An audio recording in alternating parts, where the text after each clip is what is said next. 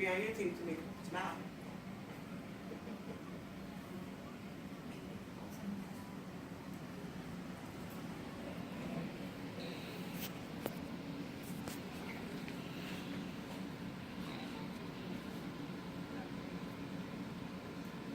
Alright, so our society is bombarded with advertisements pretty much 24/7. If you think about it, from the time you wake up to the time you go to bed, and even while you're sleeping, they're going on.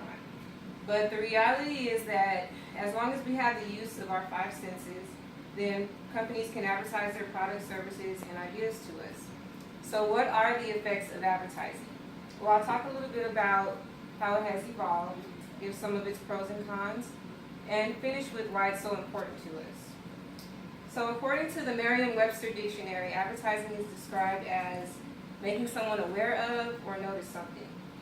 And in the process of my research, I concluded that it started with pretty much the beginning of mankind with the simple act of word of mouth, right? So you tell somebody about something, you tell someone else, so on and so forth, and then a wide array of people know about a product or service.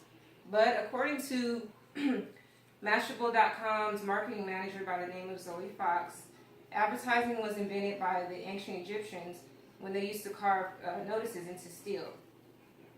And then if we fast forward a bit to the 1600s, we used the trade and bartering system to get products and services out to one another, which is a form of advertising. So advertising comes in many forms, from magazines to newspapers to internet, social media, you name it. It's out there. Billboards, and when you're driving down the street, the piece of mail you get and classify as junk, and you toss it in the trash, right? So is that a good thing or a bad thing? Well, advertising has many influences on our society, so I'll start with some of the good things. I describe it as bringing awareness to people.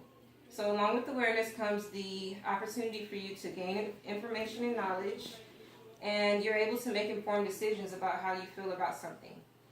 And it also opens the door for companies to show their creativity in the ways that they advertise to us, which in turn creates jobs and boosts our economy.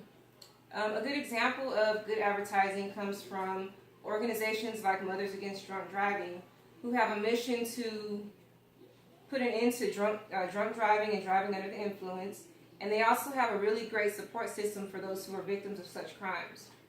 Now, on the flip side, there are some negative aspects to advertising. Along with the opportunity to have awareness and to have choices, sometimes comes the need or want for more and more, which can be bad for our health and our safety. According to the American Academy of Pediatrics, they published a policy statement in 2010 that states that we spend $25 billion a year to advertise tobacco, alcohol, and prescription drugs. And it also states that PG-13 and R-rated content can lead to early onset of adolescent tobacco and alcohol use, which is really sad. Another downside of advertising is that it leads to unnecessary competition and confusion, which in turn can lead to confrontation. And a good example of that is with our recent presidential elections. We saw numerous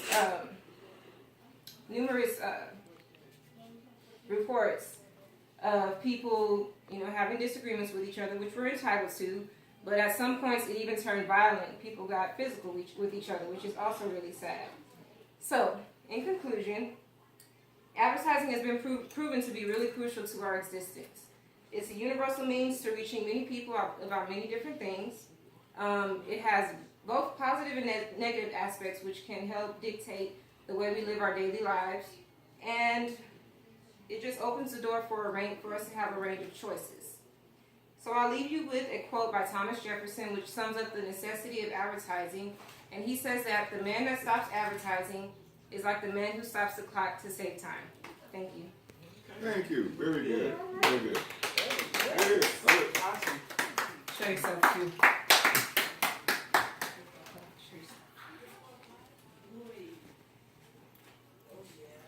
Show yourself.